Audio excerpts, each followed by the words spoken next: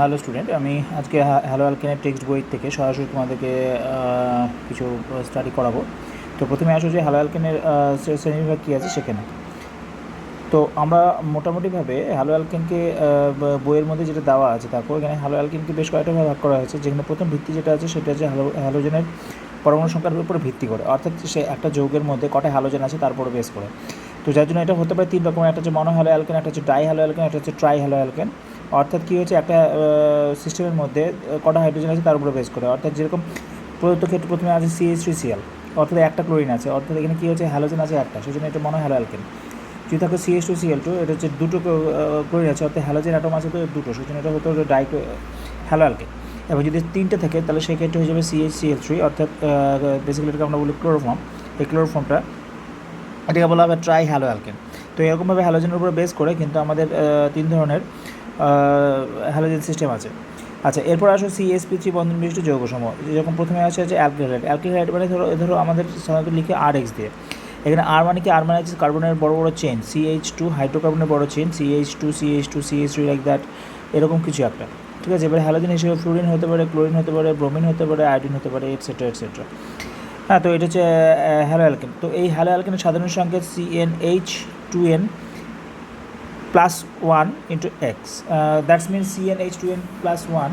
এখানে একটা হাইড্রোজেন যেটা ছিল অ্যালকেন থেকে, সেই অ্যালকেন থেকে একটা হাইড্রোজেনকে প্রতিস্থাপিত করে একটা হ্যালোজেন দ্বারা যদি প্রতিস্থাপিত করা হয়, তাহলে যেটা পাবো সেটা হচ্ছে CnH2n +1। বেসিক্যালি হাইড্রোকার্বনের সংকেত হচ্ছে CnH2n+2, এটা হচ্ছে অ্যালকেন সিস্টেম। এবার এখান থেকে একটা হাইড্রোজেনের পরিবর্তে একটা যদি X ঢুকে, তাহলে হয়ে যায় হচ্ছে সেটা অ্যালকিল হ্যালাইড।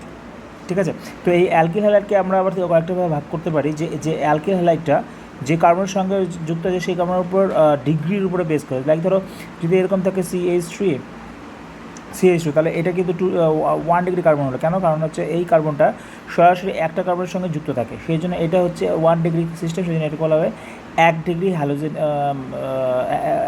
Alkyl halide. ঠিক একই রকমভাবে এখানে যদি দুটো কার্বন যুক্ত থাকে, ধরো লাইক এরকম CH3, অর্থাৎ এই কার্বনের সঙ্গে সরাসরি দুটো কার্বন যুক্ত আছে, তাহলে এক্ষেত্রে মাথায় রাখতে হবে এই কার্বনের উপর বেস করে এটা যেহেতু অ্যালকিন সিস্টেম, তো এই জন্য কী বলবো, এটা যেহেতু 2 ডিগ্রি, সেই জন্য এটাকে বলা হয় 2 ডিগ্রি হ্যালো অ্যালকেন। ঠিক আছে, এরকমই একই রকমভাবে যদি আমি এখান থেকে হাইড্রোজেনের আরেকটা হাইড্রোজেনের পরিবর্তে আরেকটা অ্যালকাইল গ্রুপ ঢোকে, অর্থাৎ কী হলো, এই কার্বনের সঙ্গে সরাসরি 3টে কার্বন যুক্ত, 1 2 3, এই 3টে কার্বন যুক্ত থাকলে একে বলা হয় 3 ডিগ্রি হ্যালো অ্যালকেন সিস্টেম। তো এরকমভাবে ভাগ করা হয়েছে 1 ডিগ্রি, 2 ডিগ্রি, 3 ডিগ্রি। ঠিক আছে, এখানে যেরকম হেক্সাগোনাল সিস্টেমের ক্ষেত্রে লক্ষ্য করবে যে এক্সাম্পলটা দিয়েছে, এখানে বেঞ্জিনিং, এখানে আছে CH2, এখানে আছে Cl।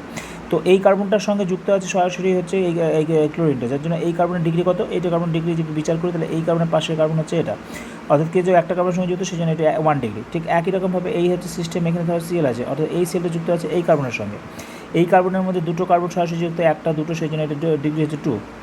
ওকে, ঠিক একই রকমভাবে যদি আমি পরে এক্সাম্পলটা যাই এটা, তাহলে সেক্ষেত্রে দেখা যাচ্ছে যে এখানে CH3 আছে, এখানে Br আছে সে, তাহলে এই যে কার্বনটা আছে, এই কার্বনটা সরাসরি যুক্ত আছে এই কার্বনের সঙ্গে, এই কার্বনের সঙ্গে অ্যান্ড এই কার্বনের সঙ্গে, অর্থাৎ এই কার্বনটার ডিগ্রি হচ্ছে 3 ডিগ্রি, সেজন্য এই যে এক্সাম্পলটা আছে সেটা হচ্ছে 3 ডিগ্রি সিস্টেম। ঠিক আছে, এরপরে আসে হচ্ছে অ্যালাইলিক হ্যালাইড মানে হচ্ছে ডাবল বন্ডের যদি কোনো কার্বন থাকে, সেই কার্বনের পাশের কার্বনকে বলা হচ্ছে অ্যালাইলিক কার্বন। ঠিক আছে, এই কার্বনটা হলো অ্যালাইলিক কার্বন। ওকে, তো এই অ্যালাইলিক কার্বনের সঙ্গে যদি কোনো হ্যালোজেন যুক্ত থাকে, তাহলে তাকে বলা হচ্ছে অ্যালাইলিক সিস্টেম বা অ্যালাইলিক হ্যালাইড। ওকে, এটাকে বলা হচ্ছে অ্যালাইলিক হ্যালাইড। তো এই ক্ষেত্রে মাথায় রাখতে হবে ডাবল বন্ডের কোনো চেঞ্জ হবে না, ডাবল বন্ডের ঠিক পাশের কার্বন, সেই কার্বনটাকে আমরা বলছি অ্যালাইলিক কার্বন, এবং সেখানে যদি হাইড্রোজেন থাকে তাকে বলা হবে অ্যালাইলিক হ্যালাইড।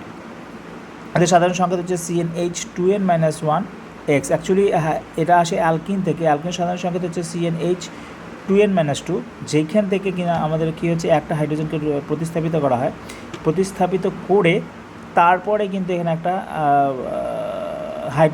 হাইড্রোজেনকে প্রতিস্থাপিত করে তারপরে তার পরিবর্তে একটা কিন্তু X প্রবেশ করে। তো যাই হোক, এক্ষেত্রে এই সিস্টেমটাও কিন্তু হতে পারে 1 ডিগ্রি 2 ডিগ্রি। ঠিক আছে, 1 ডিগ্রি 2 ডিগ্রি 3 ডিগ্রি, কারণ কি এখানে যে হাইড্রোজেনগুলো আছে, সেই হাইড্রোজেনের পরিবর্তে যদি সিস্টেমের মধ্যে কোনো অন্য কোনো অ্যালকিল গ্রুপ ঢুকে, লাইক ধরো এরকম আছে CH2 ডাবল বন্ড CH, এখানে দুটো হাইড্রোজেন ছিল, তার মধ্যে একটা হাইড্রোজেন প্রতিস্থাপিত হয়েছে, এটা কিন্তু দেখো 2 ডিগ্রি কার্বন, যার জন্য এটা অ্যালাইলিক হ্যালাইড, কিন্তু এটা 2 ডিগ্রি অ্যালাইলিক হ্যালাইড। ঠিক আছে, এরকমভাবে 1 ডিগ্রি 2 ডিগ্রি 3 ডিগ্রি সিস্টেমে কিন্তু ভাগ করা যেতে পারে, কারণ প্রথমে যে এক্সাম্পলটা তোমাদেরকে দেওয়া হয়েছিল সেটা হচ্ছে 1 ডিগ্রি, সেকেন্ডে যে এক্সাম্পলটা দিলাম সেটা হচ্ছে 2 ডিগ্রি। ঠিক একই রকমভাবে এই হাইড্রোজেনের পরিবর্তে যদি আমাদের একটা যদি CH2 গ্রুপ থাকে, তাহলে সেক্ষেত্রে এটা কিন্তু 2 ডিগ্রি থাকবে না, তখন সেটা হয়ে যাবে 3 ডিগ্রি। ঠিক আছে। তো এরকমভাবে অ্যালাইলিক হ্যালাইডগুলোকে আমরা সাধারণত 3 ভাগে ভাগ করেছি। আচ্ছা, এরপর আসছে হচ্ছে প্রোপালজিল হ্যালাইড মানে হচ্ছে এই হচ্ছে প্রোপালজিল হ্যালাইড মানে এবার কী হলো, ডাবল বন্ডের পরিবর্তে এবার ট্রিপল বন্ড আছে, অর্থাৎ HC ট্রিপল বন্ড C ঠিক পাশের কার্বন, সেটাকে বলা হচ্ছে প্রোপালজিক পজিশন। এই পজিশনে যদি একটা হাইড্রোজেনের পরিবর্তে একটা হ্যালোজেন থাকে তাহলে এটা যে হ্যালাইড, এটা বলা হচ্ছে প্রোপালজিক হ্যালাইড।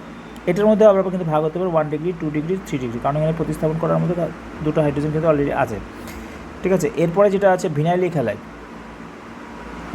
মানে যেখানটায় ডাবল বন্ডের কার্বনের সঙ্গে সরাসরি এই হ্যালোজেনটা যুক্ত থাকবে, এটা হচ্ছে ভিনাইলিক হ্যালাইড, নট অ্যালাইলিক, এটা হচ্ছে ভিনাইলিক হ্যালাইড। এটা কিন্তু মাথায় রাখতে হবে, ভিনাইলিক হ্যালাইড। ঠিক আছে। তো এটা অ্যাকচুয়ালি সরাসরি যুক্ত থাকবে হচ্ছে sp2 কার্বনের সঙ্গে। আচ্ছা, এরপরে আসে হচ্ছে অ্যারাইল হ্যালাইড, অর্থাৎ অ্যারাইল বলতে বোঝানো হচ্ছে বেঞ্জিন রিংকে। সাধারণত বেঞ্জিন রিংকে আমরা অ্যারাইল বলি, এমন নয় যে বেঞ্জিন রিং হতে হবে, কিন্তু ইন জেনারেলি আমরা জানি যে বেঞ্জিন রিংয়ে হচ্ছে অ্যারাইল সিস্টেম। এটার মধ্যে যদি সরাসরি কোনো হ্যালোজেন যুক্ত থাকে তাহলে এটাকে বলা হচ্ছে অ্যারাইল হ্যালাইড। ঠিক আছে। এই হচ্ছে আমাদের ডিফারেন্ট ভাগ। এরপরে IUPAC নেমিং আছে, যেটা আমি ক্লাস 11 অলরেডি তোমাদের সঙ্গে আলোচনা হয়ে গেছে।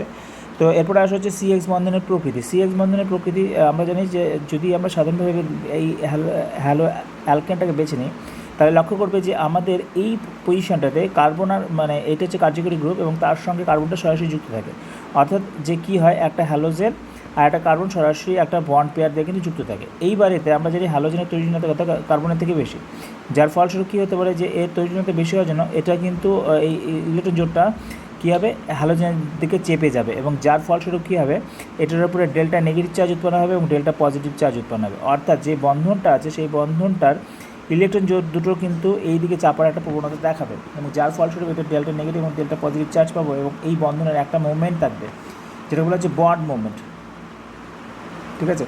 এই বন্ড মুভমেন্টটাই কিন্তু ডায়াপোল মুভমেন্টের অনুরূপ, অর্থাৎ কী হচ্ছে, ডায়াপোল মুভমেন্ট মানে সামগ্রিক যে বন্ড মুভমেন্টগুলোর যোগফল সেটা হচ্ছে ডায়াপোল মুভমেন্ট। ঠিক আছে। তো এই ক্ষেত্রে কী হচ্ছে, এখানে একটা বন্ড মুভমেন্ট থাকবে এবং অর্থাৎ এখানে সিস্টেমটা পোলার, এই পোলারিটি ক্যালকুলেশন করা হবে মিউ দিয়ে। মিউ মানে কি, মিউ মানে হচ্ছে সামগ্রিক বন্ড মুভমেন্টের যোগফল। ঠিক আছে, সামগ্রিকভাবে বন্ড মুভমেন্টের যোগফল সেটা হচ্ছে মিউ। তো আমাদের এই যে এক্সাম্পলটা আছে এখানটা বন্ড মুভমেন্ট শুধু একদিকেই থাকে, সেই জন্য এটাকে বলা হচ্ছে ডায়াপোল মুভমেন্ট। মানে ডায়াপোল মুভমেন্টের হিসাবটা যেভাবে হয় বা বন্ড মুভমেন্টের হিসাবটা যেভাবে হয় সেটা হচ্ছে যে পরিমাণ চার্জ উৎপন্ন হচ্ছে এবং চার্জের দ্বয়ের মধ্যে তাদের দূরত্ব, অর্থাৎ যে পরিমাণ চার্জ উৎপন্ন হচ্ছে এবং তাদের মধ্যে চার্জ দ্বয়ের যে মধ্যে যে দূরত্ব সেটা হচ্ছে ডি, অর্থাৎ উৎপন্ন চার্জ অর্থাৎ প্রদত্ত ক্ষেত্রে হচ্ছে ডেল্টার ভ্যালুটা কী হবে সেটা ইনটু তাদের মধ্যে পারস্পরিক দূরত্ব। সুতরাং আমাদের ডায়াপোল মুভমেন্টটা বেসিক্যালি ডিপেন্ড করছে কিসের উপরে, বেসিক্যালি ডিপেন্ড করছে হচ্ছে চার্জ, উৎপন্ন চার্জ এবং তাদের মধ্যে দূরত্বের গুণফলের উপরে।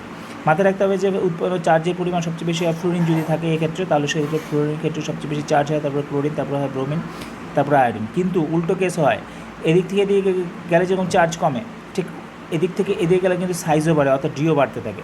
সুতরাং আমরা কিন্তু এখান থেকে কিন্তু জাস্ট ই ইন্টু ডি কার ক্ষেত্রে বেশি আসবে সেটা কিন্তু এইভাবে আমরা দেখে কিছু বলতে পারবো না।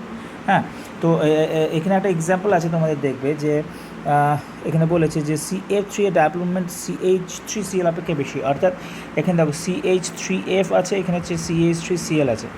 এবার এখানে চার্জের পরিমাণ এখানে বেশি, এখানে কিন্তু চার্জের পরিমাণ কম, অর্থাৎ এটার জন্য ই বেশি, ই ভ্যালু এটার জন্য বেশি। ঠিক আছে, ও তার উপরে বেস করে কিন্তু আমি বলে দিতে পারি না যে মিউ ভ্যালু বেশি, কিন্তু মিউ ডিপেন্ড করছে কিসের উপরে, ডি এর উপরেও। এইবার কী বলেছিলাম যে ক্লোরিনের সাইজ একটু বড়, ক্লোরিনের সাইজ যদি বড় হয় তাহলে সেক্ষেত্রে ইয়ের চার্জ ছোটো হলেও কিন্তু ডি এর মানটা একটু যথেষ্ট বেশি হওয়ার জন্য কী হচ্ছে, এক্ষেত্রে কিন্তু এটার যে ডায়াপোল মুভমেন্ট আসবে তার থেকে এটা ডায়াপোল মুভমেন্টটা বেশি হয়। ইনফ্যাক্ট এটা কিন্তু আমরা ওইভাবে বলতে পারি না, যে দেখেই বলা যাবে না যে কার ক্ষেত্রে ই ইন্টু ডি বেশি হবে। তো এখানে দেখো একটা ভ্যালুয়েশন আছে, দেখো বন্ধন দৈর্ঘ্য আছে যে এফ এর ক্ষেত্রে 139, ওয়াইরা যেটার আছে 178। তো গুণফলটা আলটিমেটলি কিন্তু কী হচ্ছে এটার ক্ষেত্রে মানে CH3Cl এর ক্ষেত্রে বেশি হচ্ছে, চার্জ একটু রেডিয়াস আর কি ডি। তো যার জন্য কী হচ্ছে ডায়াপোল মুভমেন্টের মান CH3Cl এর ক্ষেত্রে কিন্তু একটু বেশি হয়ে যাচ্ছে। ঠিক আছে। তো এইখানে আরেকটা এক্সাম্পল আছে যেটা কিন্তু খুব ইম্পর্টেন্ট কোশ্চেন, সেটা হলো যে ভিনাইল ক্লোরাইডের ডায়াপোল মুভমেন্টের মান কম, যেটা ইথাইল ক্লোরাইডের ডায়াপোল মুভমেন্টের মান বেশি। ঠিক আছে। তো ভিনাইল ক্লোরাইডের ক্ষেত্রে কী হয়, এটা আগে একটু দেখে নাও যে ভিনাইল ক্লোরাইডের ক্ষেত্রে কী হয়, ভিনাইল ক্লোরাইড একটা রিজনেন্স স্টেবিলিটি পায়, এটা হচ্ছে ভিনাইল ক্লোরাইড। এই ভিনাইল ক্লোরাইডটা রিজনেন্স স্টেবিলিটি পাবে। ঠিক আছে।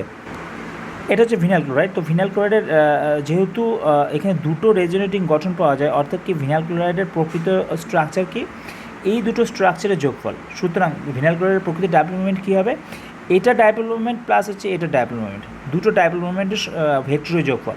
এবার লক্ষ্য করবে এই স্ট্রাকচারে ডাইপোল মোমেন্ট ক্রিয়া করে এইদিকে, এই স্ট্রাকচারে ডাইপোল মোমেন্ট ক্রিয়া করবে হচ্ছে এদিকে। মাথায় রাখবে ধনাত্মক প্রান্ত থেকে ঋণাত্মক প্রান্ত থেকে ডাইপোল মোমেন্ট ক্রিয়া করে। তো স্পষ্টতই বুঝতে পারছো দুটো ক্রিয়াশীল বল কাজ করছে একে অপরের বিপরীতে। ঠিক আছে, দুটো ডাইপোল মোমেন্ট একে অপরের, এখানে বল বললাম আমি, বল ঠিক নয়, অ্যাকচুয়ালি এটা মুখ থেকে বেরিয়ে গেছে। দুটো ক্রিয়াশীল বন্ড মুভমেন্ট একে অপরের বিপরীতে কাজ করছে, যার ফলে সামগ্রিক ডাইপোল মুভমেন্টের মান কী আসবে হচ্ছে এটা মাইনাস এটা, যেহেতু বিপরীতে কাজ করছে সুতরাং সামগ্রিক ডাইপোল মুভমেন্টের মান কিন্তু কমে যাবে। ঠিক আছে, কিন্তু তুমি যদি CH3CH2Cl অর্থাৎ ইথাইল ক্লোরাইডের ক্ষেত্রে দেখো তাহলে তার কিন্তু একটা মাত্র ডাইপোল মুভমেন্ট আছে, তাও একই দিকে। তো কাজে এক্ষেত্রে কী হচ্ছে, এখানে কিন্তু এই যে মিউ ভ্যালুটা আসবে, এই মিউ ভ্যালুটা স্বাভাবিকভাবে এর থেকে কিন্তু অনেকটা কমে যাচ্ছে। ঠিক আছে, তো এই হচ্ছে কারণ যে এটা ডাইপোল মোমেন্টের মানটা এটার হচ্ছে কম, এটার হচ্ছে বেশি। ঠিক আছে, এটাই হচ্ছে মেন কারণ। এরপরে আসা হচ্ছে হ্যালো অ্যালকেন প্রস্তুতি। হ্যালো অ্যালকেনের প্রস্তুতির প্রথম এক্সাম্পল হচ্ছে ROH, তার সঙ্গে বিক্রিয়া করা হয়েছে এখানটায় দেখো HX-এর উৎপন্ন হচ্ছে RX এবং H2O। ঠিক আছে, বেসিক্যালি কী হয়েছে লক্ষ্য করবে, এইখান থেকে H আর এইখান থেকে OH কিন্তু সিস্টেম থেকে আউট হয়েছে। ঠিক আছে, অর্থাৎ H2O কিন্তু এই পাশে চলে এসেছে এবং তারপরে পরিবর্তে পড়ে আছে কি RX, এটা কিন্তু এখানে পড়ে আছে। তো কাজে এইটা হচ্ছে মেইন বিক্রিয়া, যেখানে কী হচ্ছে এই বিক্রিয়াটা এইভাবে হচ্ছে, হ্যাঁ, যে একটা OH এর পরিবর্তে একটা X যোগে। কিন্তু মাথায় রাখতে হবে যে OH কিন্তু একটা লিভিং গ্রুপ হিসেবে ভালো নয়, মানে ও খুব ভালো লিভিং গ্রুপ নয় যে মনে হলে যে বের করে দেন বেরিয়ে চলে যাবে, তা হবে না। বেসিক্যালি কী হবে, এই ROH আগে একটা H+-এর উপস্থিতিতে OH গ্রুপটাকে H2-তে কনভার্ট হবে এবং এক্ষেত্রে যেহেতু অক্সিজেনের লোন প্যাডটা ইউজ হয়েছে সেজন্য এই H2টা কিন্তু প্লাস হয়ে ওর সঙ্গে জুড়ে আছে। এইবার কী হবে যে দুটো কেস হতে পারে, একটা কেস যেখানটায় ব্যাক সাইড দিয়ে একটা X- এসে একে অ্যাটাক করতে পারে, অর্থাৎ SN2 পাথওয়ে হতে পারে একটা। আরেকটা হতে পারে যে এটা আগে বেরোলো, আগে কার্বোক্যাটায়ন উৎপন্ন হবে, তারপর গিয়ে X- এর সঙ্গে জুড়বে, উৎপন্ন হবে হচ্ছে RX। ঠিক আছে, অর্থাৎ দুটো কেস হতে পারে, একটা কেসে SN1 পাথওয়ে যেখানে ব্যাক সাইড অ্যাটাক হবে, আরেকটা হচ্ছে SN1 পাথওয়ে যেখানটায় একটা কার্বোক্যাটায়ন উৎপন্ন হবে। মাথায় রাখবে যদি অ্যালকিল হ্যালাইডটা 2 ডিগ্রি বা 3 ডিগ্রি হয় তাহলে সেক্ষেত্রে কার্বোক্যাটায়নটা উৎপন্ন হবে, আদারওয়াইজ নয়। অর্থাৎ কখন তাহলে আমি কার্বোক্যাটায়ন পাবো, যখন 2 ডিগ্রি, যখন 3 ডিগ্রি, যখন অ্যালাইলিক, যখন বেঞ্জাইলিক সিস্টেম হবে, তখন মাথায় রাখতে হবে যে প্রক্রিয়াটা SN1 পাথওয়েতে সংঘটিত হবে এবং সেক্ষেত্রে ওর মধ্যে থাকা যে কার্বোক্যাটায়ন সেই কার্বোক্যাটায়ন তোমাকে উৎপন্ন করতে হবে। অর্থাৎ এখানে ধরো OH আছে, এই OHটাকে বাদ দিয়ে যেটা পড়ে থাকবে সেটাকে আগে লিখবে, লিখে নিয়ে তার সঙ্গে নিউক্লিওফিলিক অ্যাটাক মানে যেটা নেগেটিভ পোর্শন থাকবে সেটাকে জুড়ে দেবে। ঠিক আছে, এইভাবে কিন্তু প্রক্রিয়াটা হয়ে থাকে সাধারণত। আচ্ছা, এই গেল হচ্ছে আমাদের প্রথম কথা। এইবারে একটা জিনিস বলছি তোমাদেরকে, যদি এরকম কোনো সময় সিচুয়েশন অ্যারাইজ করে যে CH ধরো এরকম আছে,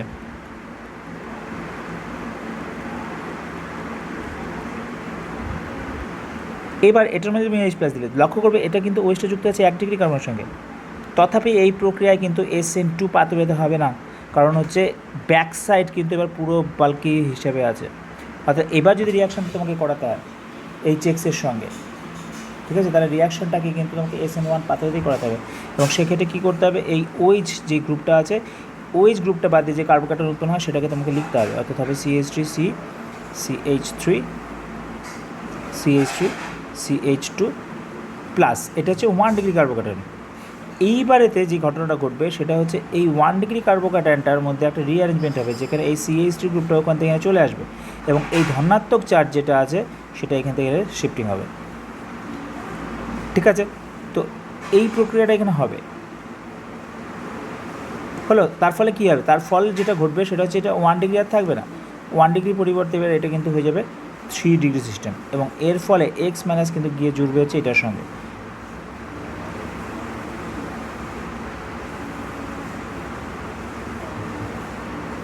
ঠিক আছে, এইখান থেকে কিন্তু আমরা একটা সিদ্ধান্ত অবশ্যই আসতে পারি যে কি আমরা কিন্তু নিওপেন্টাইল সিস্টেমের যদি আমি এইভাবে বিক্রিয়া ঘটাতে চাই তাহলে কিন্তু নিওপেন্টাইল হ্যালাইড আমরা পাবো না।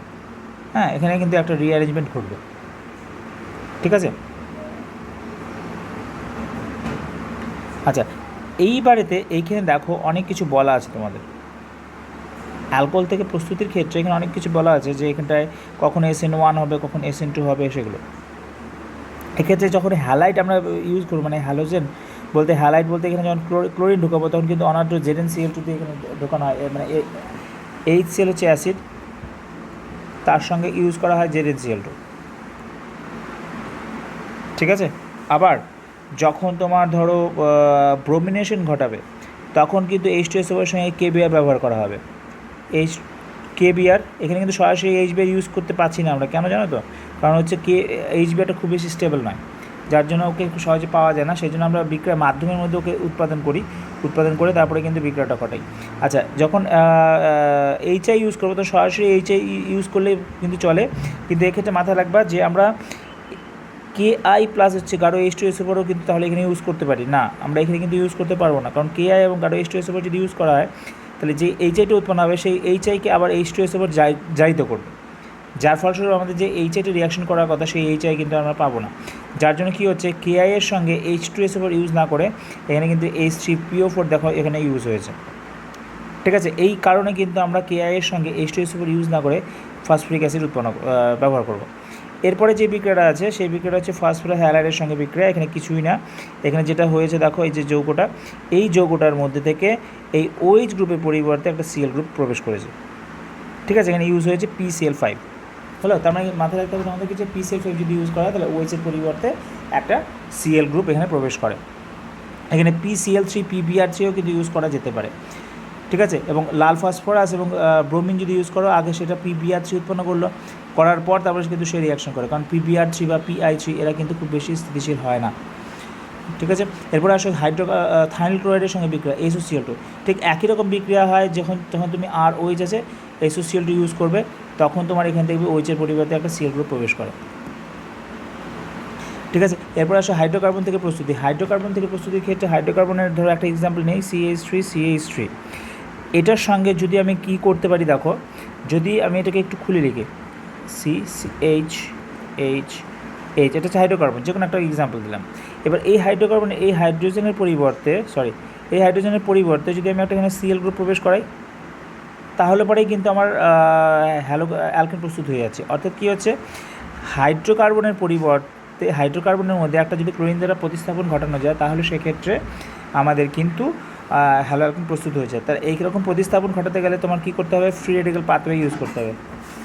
ঠিক আছে, ফ্রি রেডিক্যাল পাথওয়ে ইউজ করতে হয়, যেখানে কী হয়, প্রথমে আগে এই বন্ধনটা ছিন্ন হয়, এই বন্ধন ছিন্ন হয়ে প্রথমে কী হবে, হাইড্রোজেন এখান থেকে আউট হবে এবং এটা পরিণত হয়ে যাবে হচ্ছে প্রথমে একটা ডটে। অর্থাৎ যে হাইড্রোজেনকে তুমি সরাবা সেই হাইড্রোজেনটা একটা ডট, এখান থেকে একটা ডট উৎপন্ন হবে, অর্থাৎ ফ্রি রেডিক্যাল উৎপন্ন হবে। এরপরে এই Clটার থেকে একটা Cl ডট উৎপন্ন হবে, যেই ডট দুটো মিলে একটা বন্ধন গঠন করবে। তার মানে কী হচ্ছে, প্রথমেই আগে তোমাকে একটা হাইড্রোজেনকে সরাতে হচ্ছে এবং সেখান থেকে উৎপন্ন হচ্ছে ডট, তারপর ওই ডটের সঙ্গে একটা Cl ডট গিয়ে জুড়ে উৎপন্ন করবে যে হ্যালো অ্যালকেন। তো এই ক্ষেত্রে মাথায় রাখতে হবে যে কোন হাইড্রোজেন সরবে। যদি প্রেফারেন্স থাকে, সাপোজ ধরো তোমার কাছে 3টা কার্বন আছে, CH3 CH2 CH3, কোন হাইড্রোজেনকে সরাবো? সেই হাইড্রোজেনকে সরাবো যেই হাইড্রোজেনকে সরালে বেশি স্টেবল ফ্রি রেডিক্যাল পাওয়া যায়। ঠিক আছে, তাহলে তোমাকে বিচার করতে হবে যে এই হাইড্রোজেন সরাবো না এই হাইড্রোজেন সরাবো। তো লক্ষ্য করবা এই কার্বনটার ডিগ্রি হচ্ছে 2 ডিগ্রি, এটা হচ্ছে 1 ডিগ্রি। কাজে এটার থেকে যদি হাইড্রোজেন সরাই তাহলে 1 ডিগ্রি ফ্রি রেডিক্যাল পাবো, এটার থেকে হাইড্রোজেন যদি সরাই তাহলে 2 ডিগ্রি রেডিক্যাল পাবো।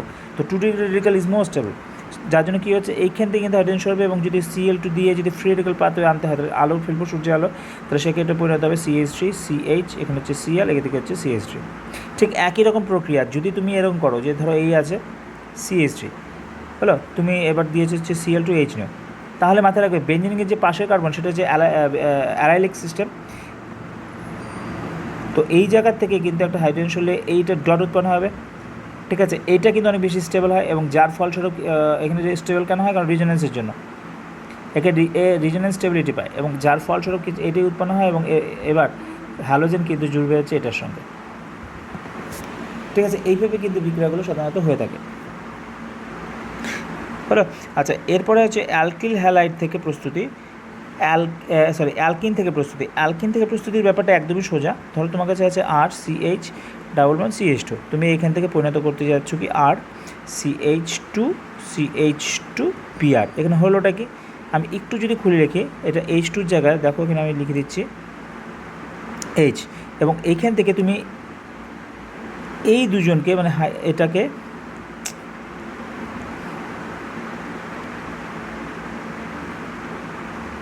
এই দুজনকে, এটাকে আর এই বিয়ারটাকে তুমি শুধু বাদ দিয়ে দাও। দেখো এটাই পড়ে থাকলো, জাস্ট এখানে কী হয়েছে, ডাবল বন্ড। ঠিক আছে, শুধুমাত্র এই জায়গাটা হচ্ছে ডাবল বন্ড আছে, তাহলে পরে কিন্তু বিক্রিয়াটা হয়ে যাচ্ছে, কারেক্ট। তো কাজেই আমাকে কি করতে হয়েছে, এখানে কিন্তু একটা এইচ একটা বিআর এখানে যোগ করতে হয়েছে, অর্থাৎ এইচ বিআর যোগ করতে হয়েছে। এবার এইচ বিআর যোগ করতে গিয়ে একটা ঘটনা কিন্তু এখানে ঘটে, সেটা হচ্ছে যে এইচ বিআর দুটো পার্ট, একটা হচ্ছে পজিটিভ পার্ট, একটা নেগেটিভ পার্ট। ঠিক আছে, তাহলে পজিটিভ পার্টটা কোন কার্বনের সঙ্গে যুক্ত হবে, আমি কীভাবে বিচার করব? মাথায় রাখতে হবে যেখানে একটা সূত্র আমি তোমাকে দিচ্ছি, সেই কথাটা মাথায় একটু গেঁথে রাখবে, যে সেই কার্বনের উপরে পজিটিভ চার্জ উৎপন্ন হবে যেই কার্বনে বেশি স্টেবিলিটি পাবে। ঠিক আছে, তাহলে তোমাকে বিচার করতে হবে যে এই দুটো কার্বনের মধ্যে কোথায় গেলে পরে পজিটিভ চার্জটা বেশি স্টেবিলিটি পায়, অর্থাৎ কোন কার্বনের ডিগ্রি বেশি, বা কোন কার্বন অ্যালাইলিক, কোন কার্বনটা বেঞ্জাইলিক, এরকম পজিশনগুলো তোমাকে দেখতে হবে। অ্যালাইলিক পজিশন বা বেঞ্জাইলিক পজিশনে পজিটিভ চার্জ বেশি থাকে, 3 ডিগ্রিতে বেশি থাকে, 2 ডিগ্রিতে বেশি থাকে, কাজেই এর উপরে বেস করে হবে। দেখো এই কার্বনটা হচ্ছে 1 ডিগ্রি, এই কার্বনটা 2 ডিগ্রি, তার মানে কি এটার উপরে পজিটিভ চার্জ বেশি স্টেবল পাবে, এটা হচ্ছে নেগেটিভ চার্জ। তো যার জন্য কী করব, আমরা বিআরটাকে জুড়বো হচ্ছে এই কার্বনের সঙ্গে, এইচটাকে জুড়বো হচ্ছে এই কার্বনের সঙ্গে, কাজে এইটা কিন্তু তার মানে আমি পাচ্ছি না। কী বললাম, বোঝা গেছে? তো এই ক্ষেত্রে আমরা একটা সূত্রের আকারে এটাকে মনে রাখি যে পজিটিভ পার্টটা সেই কার্বনের সঙ্গে যুক্ত হবে যেই কার্বনের মধ্যে বেশি সংখ্যক হাইড্রোজেন আছে। এটা হচ্ছে মার্কনি-কফি সূত্র। ওকে, মার্কনি-কফি সূত্র। আবার বলছি, পজিটিভ পার্টটা সেই কার্বনের সঙ্গে যুক্ত হয় যে ক্ষেত্রে মানে হাইড্রোজেন পরিমাণটা বেশি আছে। এইবারেতে যদি এইচ বিআরের সঙ্গে H2O2 থাকে, তাহলে অপোজিট ঘটনা ঘটবে, এবং তাও শুধুমাত্র এইচ বিআরের ক্ষেত্রে, অন্য কোনো হ্যালো অ্যাসিডের ক্ষেত্রে হবে না। শুধুমাত্র এইচ বিআরের ক্ষেত্রেই পারক্সাইড একটা প্রভাব থাকবে, এবং সেক্ষেত্রে পজিটিভের সঙ্গে পজিটিভ এবং নেগেটিভের সঙ্গে নেগেটিভকে তোমার অ্যাড করতে হবে। ঠিক আছে, এটা হচ্ছে ফারাস এফেক্ট বা অ্যান্টি মার্কনি-কফি সূত্র। ওকে, এই গেল হচ্ছে অ্যালকিনের সঙ্গে আমাদের হ্যালোজেন অ্যাসিডের সংযোজন। এছাড়াও যদি তোমার অ্যালাইলিক পজিশন লাগে, ধরো CH2 double bond CH single bond CH3, এটা অ্যালাইলিক পজিশন হচ্ছে এটা। এই অ্যালাইলিক হাইড্রোজেনের পরিবর্তে একটা যদি বিআর তোমাকে প্রবেশ করাতে হয়, তাহলে সেক্ষেত্রে যে রিয়েজেন্টটা ইউজ হয় সেটা হচ্ছে NBS, এন ব্রোমোসাক্সিনামাইড, যার সংকেতটা হচ্ছে এটা NBS, এন ব্রোমোসাক্সিনামাইড। সাকসিনিক অ্যাসিড থেকে আসে হচ্ছে এন ব্রোমোসাক্সিনামাইড। সাকসিনিক অ্যাসিডটা কীরকম, সাকসিনিক অ্যাসিডটা হচ্ছে এরকম CH2COOH, এদিকে হচ্ছে CH2COOH। ঠিক আছে, এইখান থেকে তুমি এক অণু জলকে এখান থেকে আউট করো। ওকে, এটা যদি বাদ দিয়ে দিই আমরা, এবং না NH2 এর সঙ্গে NH3 এর সঙ্গে বিক্রিয়া করাই, আমরা এইভাবে না ভেবে আমরা এইভাবে ভাবি, NH3 এর সঙ্গে বিক্রিয়া ঘটাবো, তো NH, তাই লক্ষ্য করবা এখান থেকে OH, এখান থেকে কিন্তু H2O, দুটোকে আমরা বাদ দিয়ে দিতে পারি। ঠিক আছে, এটা বাদ, এটা বাদ, তাহলে পরে দেখছি কি এটা বলা হচ্ছে সাকসিনামাইড। এইবার এখান থেকে এইচের পরিবর্তে যদি এই জায়গাটা একটা ব্রোমিনকে প্রবেশ করে, তাহলে সেটা হয়ে যাবে এন ব্রোমোসাক্সিনামাইড। ঠিক আছে, এটা হচ্ছে NBS। তো এটা কী হয়, NBS পারক্সাইডের উপস্থিতিতে সাধারণত এই পজিশনে কী করবে, ব্রোমিনেশন ঘটাবে, অর্থাৎ কি অ্যালাইলিক ব্রোমিনেশন, যেটাকে বলা হচ্ছে যে অ্যালাইলিক পজিশনে হাইড্রোজেনের পরিবর্তে ব্রোমিন ঢোকানো হচ্ছে। এই অ্যালাইলিক ব্রোমিনেশনের জন্য আমরা সাধারণত NBS ব্যবহার করি। এখন অ্যালাইলিক ক্লোরিনেশন যদি করতে হয়, তাহলে সেক্ষেত্রে তোমাকে যেটা ইউজ করতে হবে সেটা হচ্ছে SO2Cl2, অ্যালাইলিক ক্লোরিনেশনের জন্য।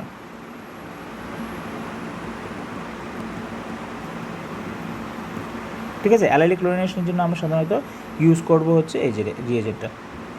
হ্যালো, আচ্ছা, এরপরে আসা হচ্ছে ফিলকেনস্টাইন বিক্রিয়া, যেটা নিয়ে তোমাদের সঙ্গে অলরেডি আলোচনা হয়ে গেছে। কিছুই না, একটা তোমার ব্রোমো অ্যালকেন বা ক্লোরো অ্যালকেন আছে, যার সঙ্গে Na রিয়াকশান হবে, কী উৎপন্ন হবে, RI, অর্থাৎ ব্রোমিন বা ক্লোরিনের জায়গায় একটা আই ঢুকে যাবে।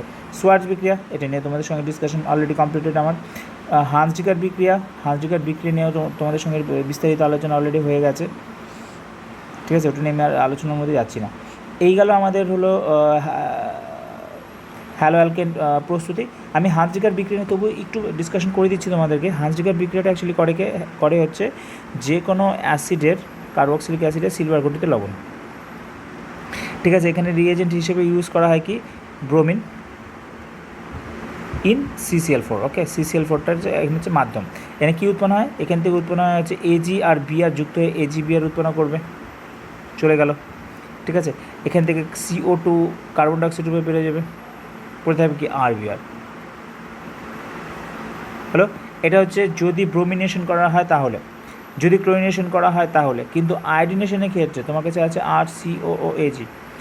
আয়োডিনেশন যদি ঘটাতে হয় I2 ইন CCl4, তাহলে সেক্ষেত্রে মাথায় রাখবে এই বিক্রিয়া দেবে না, বিক্রিয়াটা কিছুটা ব্যতিক্রমী হবে। কীরকম? এখানটায় আমি এটা 2 অণু লিখব, RCOOAg। ঠিক আছে, এখান থেকে Ag একটা, এখান থেকে I একটা, এখান থেকে Ag একটা, I একটা বেরিয়ে গেল, তাহলে পড়ে থাকছে কি AgI আউট। AgI দুটো AgI আউট হয়েছে। তার সঙ্গে এখান থেকে এক অণু কার্বন ডাইঅক্সাইড CO2 বেরিয়ে গেল, তাহলে পড়ে থাকছে কি RCOOR। এটা উৎপন্ন হবে। এই যে বিক্রিয়াটা, এই বিক্রিয়াটাকে বলা হচ্ছে বর্নবাম-সিমোনেনি বিক্রিয়া। ঠিক আছে, এই হচ্ছে আমাদের হ্যালো অ্যালকেন প্রস্তুতি। এরপরে আসো হ্যালো অ্যালকেনের ভৌত ধর্ম। হ্যালো অ্যালকেনের আমি আগেই বলেছি, হ্যালো অ্যালকেন সিস্টেমের মধ্যে RX বন্ধনটার একটা পোলারিটি পায়। ওকে, এখন একটা বন্ধনে যদি পোলারিটি পায় তাহলে কি সেই সিস্টেমটা কি জলে দ্রবীভূত হবে? হ্যাঁ, হতে পারে। দেখো, পোলারিটি যত বেশি হবে তত সেই জলের মধ্যে কিন্তু দ্রবীভূত হতে পারবে। হ্যাঁ, কিন্তু মাথায় রাখবে যে এই যে হ্যালোজেন সিস্টেমটা আছে, এই হ্যালোজেন সিস্টেমটার মধ্যে পোলারিটি এতটা হাই না যে জলের সঙ্গে ও হাইড্রোজেন বন্ডিং করবে বা অনুরূপ কোনো মানে শক্তিশালী বন্ধন গঠন করতে পারবে। যার ফলস্বরূপ কিন্তু এই যে হ্যালো অ্যালকেন সিস্টেমগুলো আছে তাতে কিন্তু স্টেবিলিটি মানে জলের দ্রাব্যতা এতটাও বেশি নয়। হ্যাঁ, তো পোলারিটি বৃদ্ধির সঙ্গে সঙ্গে আমরা জানি সিস্টেমের কিন্তু অণুগুলোর মধ্যে আসলে আকর্ষণ বল বাড়ে। ঠিক আছে, কিন্তু এটাও মাথায় রাখতে হবে যে পোলারিটি পার্সেন্টেজ অফ পোলারিটি যত সিস্টেমটা বড় হবে তত কিন্তু পার্সেন্টেজ অফ পোলারিটি মানে ভরের সাপেক্ষে ওর পোলারিটি কিন্তু কমতে থাকবে। ঠিক আছে, তো যাই হোক, পোলারিটি দিয়ে যেহেতু এদের পোলারিটি খুব একটা বেশি না, সেই জন্য পোলারিটি দিয়ে এদের আন্তঃআণবিক আকর্ষণ বলটা কিন্তু আমরা ব্যাখ্যা করতে পারি না। ঠিক আছে, আন্তঃআণবিক আকর্ষণ বল তাহলে যাদের ক্ষেত্রে ব্যাখ্যা করা যায় না তাদের ক্ষেত্রে আমরা জানি ভ্যান ডার ওয়ালস আকর্ষণ বল নিয়ে ভাবতে হয়। এবার আমরা জানি ভ্যান ডার ওয়ালস আকর্ষণ বল নির্ভর করে হচ্ছে মলিকুলার ওয়েটের উপর, অর্থাৎ M এর উপরে। M যত বাড়বে তত আন্তঃআণবিক আকর্ষণ বল বাড়বে, এবং এটাই কিন্তু রিফ্লেক্ট হয় এখানে। দেখো, এই যে এইখানে যে ফ্লুরাইড সিস্টেম, এর কিন্তু স্ফুটনাঙ্ক এত আছে, আর CH3I এর ক্ষেত্রে স্ফুটনাঙ্ক অনেক হাই। কেন স্ফুটনাঙ্ক বাড়লো? কারণ এর আণবিক ভর অনেক বেশি। আণবিক ভর অনেক বেশি মানে কি ওর মধ্যে ভ্যান ডার ওয়ালস আকর্ষণ বলটা অনেকটা জোরালো হয়ে গেছে।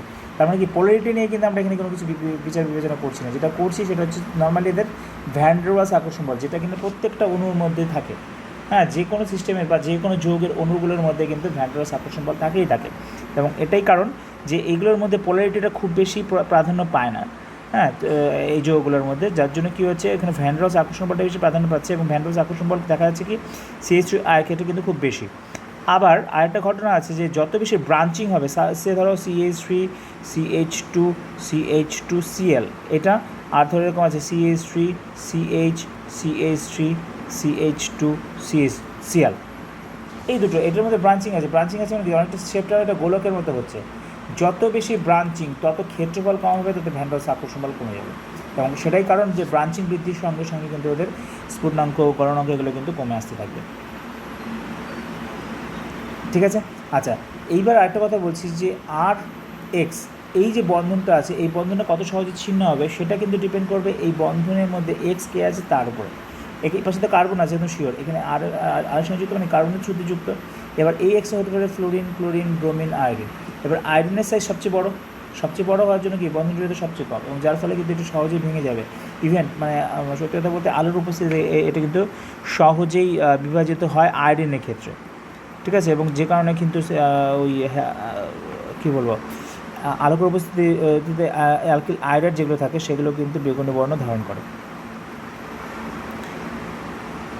ঠিক আছে, তো এই গেল আমার হ্যালো অ্যালকেন। এরপরে যেটা আছে তোমাদের হ্যালো অ্যালকেনের বিক্রিয়া সমূহ, যেখানটা আমরা নিউক্লিওফিলিক প্রতিস্থাপন বিক্রিয়া পাবো, সেখানটায় তোমাদের সঙ্গে SN1 আর SN2 বিক্রিয়া নিয়ে বিস্তারিত কিন্তু আলোচনা আমাদের অলরেডি হয়ে গেছে। তো আমি তথাপি আরেকবার মনে করিয়ে দিই যে SN1 আর SN2 বিক্রিয়া কী ঘটে। SN1 বিক্রিয়ার ক্ষেত্রে প্রথমে লিভিং গ্রুপ সিস্টেম থেকে আউট হয়। এখানে আমাদের প্রদত্ত ক্ষেত্রে যেহেতু হ্যালো অ্যালকেনের আলোচনা হচ্ছে, সেখানে একটা হ্যালো অ্যালকেন নিয়ে এক্সাম্পলটা দিই। ধরো RCl আছে, এখান থেকে আগে ক্লোরিনটাকে সরাবো, উৎপন্ন হবে একটা কার্বোক্যাটায়ন। এই কার্বোক্যাটায়নে অবশ্যই স্টেবিলিটি থাকতে হবে, যার জন্য এটাকে কিন্তু 2 ডিগ্রি 3 ডিগ্রি কিংবা অ্যালাইলিক বা বেঞ্জাইলিক সিস্টেম হতে হয়। তারপরে গিয়ে নিউক্লিওফাইল গিয়ে এর সঙ্গে কিন্তু অ্যাটাক করে। এই অ্যাটাকিংটা ফ্রন্ট সাইড, মানে যেদিক দিয়ে সিএল বেরিয়ে গেছে সেদিক দিয়েও হতে পারে বা পিছন দিক দিয়েও হতে পারে, যার ফলে উৎপন্ন হতে পারে RNO। এটা হচ্ছে SN1 পাথওয়ে। মাথায় রাখতে হবে যে SN1 পাথওয়েতে মধ্যবর্তী পর্যায়ে একটা কার্বোক্যাটায়ন উৎপন্ন হয়, যার স্টেবিলিটির উপরে বিক্রিয়ার হার নির্ভর করে। অন্যদিকে SN2 পাথওয়েটা হচ্ছে একটা সিঙ্গল স্টেপ প্রসেস, এবং যেখানটা কী হয়, লিভিং গ্রুপটা বেরোয় তখনই আগে অ্যাকচুয়ালি নিউক্লিওফাইলের সঙ্গে এই এর বন্ধন, মানে এই কার্বনটার বন্ধন সৃষ্টি হতে থাকে, ঠিক একই সময় ক্লোরিনের সঙ্গে বন্ধন ছিন্ন হতে থাকে, এবং যার ফলস্বরূপ কী হচ্ছে, এর কিন্তু ব্যাকসাইড অ্যাটাক হয়। অর্থাৎ কী হচ্ছে যে নিউক্লিওফাইলের প্রবেশ এবং লিভিং গ্রুপের যে বর্জন সেটা একই সঙ্গে ঘটে, এবং যেহেতু এটার ফ্রন্ট সাইডটা কী হচ্ছে ব্লকেজ আছে, সেই জন্য নিউক্লিওফাইল কিন্তু এই কার্বনের মধ্যে ফ্রন্ট সাইড দিয়ে অ্যাটাক করতে পারে না, ওকে কিন্তু ব্যাক সাইড থেকে এসেই কিন্তু অ্যাটাক করতে হয়। ঠিক আছে, এটা হচ্ছে আমার নিউক্লিওফিলিক প্রতিস্থাপনের SN2 পাথওয়ে। ঠিক আছে, সবসময় মাথায় রাখতে হবে যে লিভিং গ্রুপ যত সহজে বেরিয়ে যাবে, বিক্রিয়ার বেগ কিন্তু তত ভালো হবে। ঠিক আছে, আচ্ছা, যার জন্য এই যে সামর্থ্য, লিভিং গ্রুপের সামর্থ্য অর্ডার কিন্তু এখানে দেওয়া আছে। আচ্ছা, এখানে তোমাদের একটা লিভিং গ্রুপের নিউক্লিওফাইলের একটা দেওয়া আছে, মানে এই চার্ট দেওয়া আছে। এখানে দেখবা যে NaOH KOH যদি আমরা ইউজ করি Ag2, তাহলে OH হচ্ছে এখানে নিউক্লিওফাইল, H2O নিউক্লিওফাইল। কখন এই নিউক্লিওফাইলগুলো আসছে সেগুলো একবার একটু দেখে রাখো। একবার এই চার্টটা একটু তোমরা দেখে রাখবে। তো এখানে গেল এই যে SN1 SN2 রিয়াকশন, এখানে পাথওয়েগুলো বলা আছে, কখন SN1 কখন SN2 রিয়াকশন হচ্ছে না হচ্ছিল, সব টোটাল ডিটেলটা বলা আছে। তো কাজে তোমরা আগে এটা একটু দেখে নাও, তারপরে দেখবে যে আমাদের যে রিয়াকশনগুলো অনেক বেশি ইজি এবং দ্রুততার সঙ্গে হয়ে যাবে। এখানে যেরকম দেখো নিউক্লিওফিলিক প্রতিস্থাপন বিক্রিয়ার একাধিক এক্সাম্পল আছে। প্রথম যে এক্সাম্পল সেটা কি দেওয়া আছে, RX প্লাস হচ্ছে MOH, উৎপন্ন হচ্ছে OH। অর্থাৎ কী হলো, যে কোনো একটা এক্সাম্পল দিই, ধরো KOH আছে, কী উৎপন্ন হবে, এখানে X ছিল, এখানে OH ঢুকবে। ঠিক আছে, ROH। এক্ষেত্রে মাথায় রাখবে এটা কিন্তু জলীয় মাধ্যম হতে হবে। জলীয় মাধ্যম হলে পরে এটা নিউক্লিওফাইল হিসেবে অ্যাক্ট করবে। ওকে, আদারওয়াইজ যদি তুমি এটা অ্যালকোহল নাও, তাহলে কিন্তু এটা ক্ষার হিসেবে বিহেভ করবে। তো এরকমই বেশ কিছু এক্সাম্পল তোমরা এখানে পাবে নিউক্লিওফিলিক। যেরকম তোমার ধরো এখানে আছে, ফর এক্সাম্পলে যাই, অ্যালকক্সি গ্রুপ দ্বারা প্রতিস্থাপন। দেখো RX প্লাস হচ্ছে NaOR, যেটা কিন্তু তোমাদের ফ্লো চার্টের মধ্যে ডিসকাশন আছে। তোমরা ফ্লো চার্টটা একটু ভালো করে দেখো, ওখানে কিন্তু বিস্তারিত আলোচনা করা আছে। এখানে Na প্লাস, এটা OR মাইনাস, এটা হচ্ছে মাইনাস, এটা হচ্ছে প্লাস। তো স্বাভাবিকভাবে কী হবে, সোডিয়াম কিন্তু এটাকে নিয়ে বেরিয়ে যাবে। ঠিক আছে, তাহলে পড়ে আছে কি ROR। হ্যাঁ, তো কাজেই এইভাবে কিন্তু তোমাদেরকে মনে রাখতে হবে। তারপরে এটা হচ্ছে SN2 পাথওয়েতে বিক্রিয়াটা হয়। এই পদ্ধতির নাম হচ্ছে উইলিয়ামসন সংশ্লেষণ বিক্রিয়া। তারপর যে অ্যালকেল সায়ানাইড যদি ব্যবহার করা হয়, তাহলে RNCN উৎপন্ন হবে। ওকে, আর যদি AgCN ইউজ করো, তাহলে কিন্তু RNC উৎপন্ন হবে। তো এগুলো নিয়ে না বিস্তারিত আলোচনা তোমাদের দেখবে ফ্লো চার্টের মধ্যে পর্ব করা আছে। ঠিক আছে, একদম ফ্লো চার্টে দেখো, ওখানে পর সমস্তটাই দেওয়া আছে। তো কাজেই আমি আশা করব যে তোমরা ওখান থেকেই দেখে নেবে একদম পুরো এই রিয়াকশনগুলো। ঠিক আছে, তো আজকে আপাতত ভিডিওটা আমি এখানে ছাড়ছি। Thank you.